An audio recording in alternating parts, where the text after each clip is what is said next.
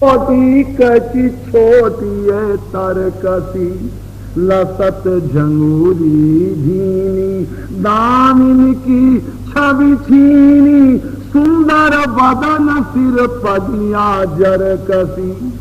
जरकसी की पगड़ी बंधी हुई है, उस पर मोर मुकुट लगा है और भगवान बड़े प्रसन्न के।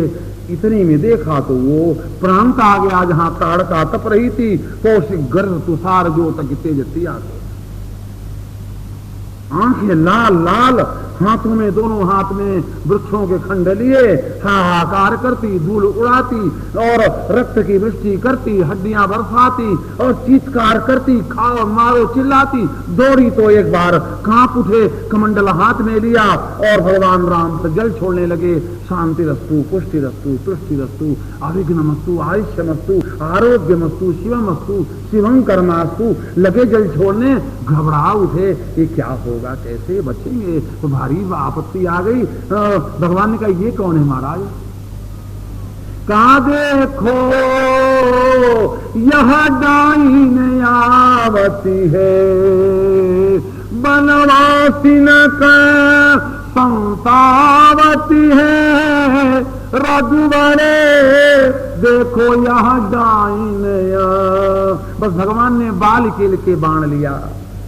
सुनी ताड़का क्रोध करी धाय, एक ही बाण और प्राण हरि दीना, दीन जानते निज पद दीना।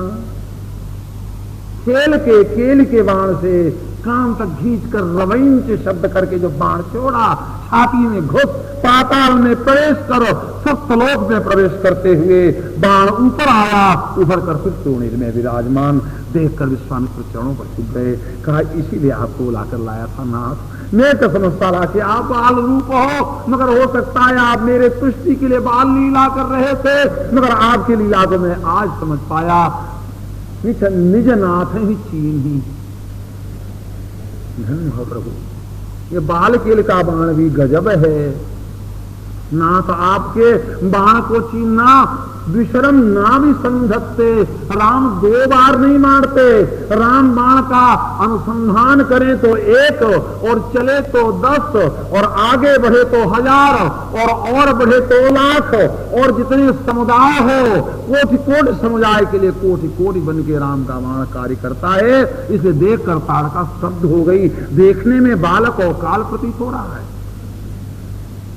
वाह, राम जी सिर झुका। ये नहीं, वो वही बात वहां भी, महाराज जी आप राक्षसों को नहीं मार सकेंगे, आप कमंडल लेके खड़े हो जाएं, मैं मार रहा हूं जरा देखिए, बात नहीं। कहा नहीं महाराज जी, आपने जो जल छिड़का था ना, उसी के तेज से मैं मार सका। ये आपके कमंडल का तेज है, हाँ मेरे में क्या है, मैं तो आपका शिष्य हूं। आपने जो ही जल निकाला मुझमें स्फूर्ति आ गई, जो आप मार्जन करते चले गए, मुझे एकदम मुझे गेस मुझको प्राप्त हुआ और मैं ऐसा दिव्य हो गया। अब थोड़ा विश्वामित्र जी संकुचित हो गए। कहा महाराज आप क्या कर रहे हो, आपके कृपा से ही कमंडल में तेज आया था, मेरे में क्या रखा है। भक्त भगवान की बात हो रही है। हमारे यहाँ 4 वेद हैं और 4 उपवेद हैं। ऋग्वेद का उपवेद आयुर्वेद है, यजुर्वेद का उपवेद धनुर्वेद है और सामवेद का उपवेद गांधर्व वेद है और अथर्ववेद का उपवेद स्थापत्य कला चतुष्षष्टि कला है। तो जो धनुर्वेद है इसका निर्माण, इसके प्रणेता विश्वामित्र महामुनि कौशिक हैं।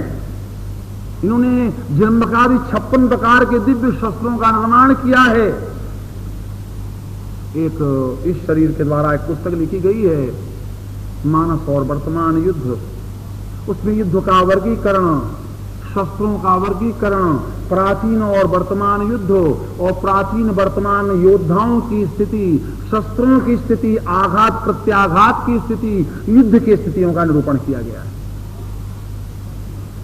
तो उसमें दिखलाया है कि वर्तमान युद्ध और प्राचीन युद्ध में क्या भेद था। लोग कहते हैं आज युद्ध में उत्कर्ष हुआ है, परंतु जो भी उस पुस्तक में लिखा गया, आप कभी पढ़ेंगे उस पुस्तक को तो अनुभव होगा कि क्या युद्ध है, युद्ध किसे कहते हैं।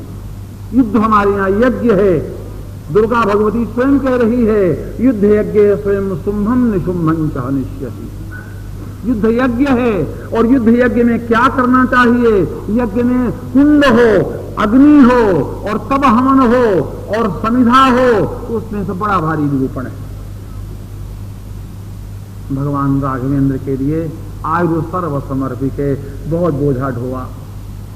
तत्पुरुष समदर्पणम, हमारे यहाँ विश्वामित्र जी से लेकर और निषाद राज तक समर्पण की वार्ता प्राप्त होती है। विश्वामित्र बहुत ऊंचे और निषाद बहुत नीचा। पर वे कहते हैं देवधर निधन धाम तुम्हारा, मैं गिनो नीचे सहित परिवारा। समर्पण और त्याग में अंतर होता है। हर गृहस्थ समर्पण कर सकता है, त्याग नहीं कर सकता, याद रखें आप। मगर समर्पण करने में घाटा नहीं होता। ये पुत्र आपका है, ये पत्नी आपकी है, ये शरीर आपकी है, ये मकान आपका है, ये परिवार आपका है, इस कहने में कुछ घटा नहीं। लोग कहते हैं भगवान को भोग लगाओ, तो भगवान तो खाते ही नहीं, भगवान को भोग क्या लगाएं? एक भक्त हमसे मिले तो हमारे सामने भी हमारे बच्चे लोग आते हैं जो कि इनको हमने स्वाध्याय में तैयार किया है। ऐसे बच्चे भी हैं जिनको सातों कांड रामायण आंख मीच कर याद। हाँ, ऐसे बच्चे भी आपके सामने हैं, कभी आपके सामने खड़े कर देंगे, आप उनको देख लेना। इस समय माँ के यहाँ जो पाठक हैं, पाठ कर रहे हैं, मानस कोविद विद्यारत्न जी हमारे शिष्यों में एक प्रमुख शिष्य हैं जो यहाँ आए हुए हैं। आप रामायण का कोई पृष्ठ खोलें, पूछे ये मैं पढ़ रहा हूं ये कौन कांड का दोहा है, तो बतलाएंगे सुंदर कांड का 16वां दोहा, आप तीसरी चौपाई पढ़ रहे। ये सामर्थ्य। हाँ, एक एडवोकेट एक बार मुझे लेने आए और मेरा 14 वर्ष का मौन चल रहा था। बोले आपको सपना चलना है? मैं तो नहीं जाऊंगा, 5 दिन शेष रह गए हैं, अब 5 दिन के लिए क्या जाऊं? तो इनको आप ले जाए। बोले ये तो बच्चे हैं, उनकी अवस्था कोई 60 तो 70 वर्ष की थी। हमने कहा कि आप वहां क्या करेंगे? बोले रामायण की कथा और आयोजन। तो हमने कहा कि आप ये रामायण की पुस्तक रखिए, आप 7 कांड में से जहां चाहे पूछ ले। 7 कांड में से? मैंने कहा जी हाँ।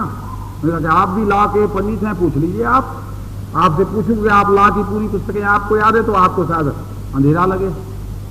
बोले तो नाराज तो नहीं होंगे? हम कहा हमारे यहाँ तो प्रतिष्ठा मानी जाती है। तो उन्होंने कम से कम 100 स्थान से पूछा। जब पूछ लिया तो मैंने कहा एक बात मेरी तरफ से पूछिए कि आप जो पूछ रहे थे इसके अंक क्या है? बोले ये तो मैं भूल गया। तो मैंने कहा कि आप खोल खोल के पूछिए। तो रामायण खोल खोल के उसके अंक पूछे। तो उन्होंने कहा कि आप 3 से 25वां दोहा अयोध्या का अंक पूछ रहे हैं। तो घबराए। उन्होंने सोचा शायद 2-4 स्थान याद होगा। उन्होंने फिर 50 स्थान से पूछा, फिर वही बात। फिर मैंने कहा कि अच्छा आप कोई ऐसी बात पूछिए जो उससे आपको शंका हो। फिर भी उन्होंने पूछा। तो बोले महाराज देखने में तो बालक से लग रहे हैं, मगर बड़े विद्वान हैं, और हमने तो अब विश्वास हो गया साहब आप दे। ऋषि बालक उपस्थित था। राजा आए, महाराज हैं पिताजी? का पिताजी तो नहीं है। तो लौट रहे थे। कहा क्यों आए थे? का कुछ पूछना था। काना में बाला सरस्वती। मेरी सरस्वती बाला नहीं है, मैं इस अवस्था में बालक हूं। क्या पूछते हो? बोलो। आप याद रखो, ऐसे बालकों के समुदाय में जब बैठा, अपने भैया लोगों के मित्रों के समुदाय में जब बैठा, तो क्या देखा?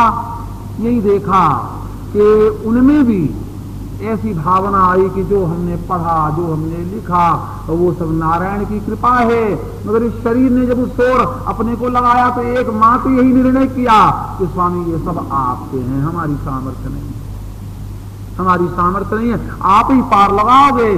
7 कांड के समुद्र में यही पौड़ के पार होंगे, ऐसा हमें विश्वास नहीं है। आप पीछे डोरी पकड़े रहना तो आप पार कर दोगे। तो पार हो गया। पहले खेवे में 14 बालक तैयार हुए।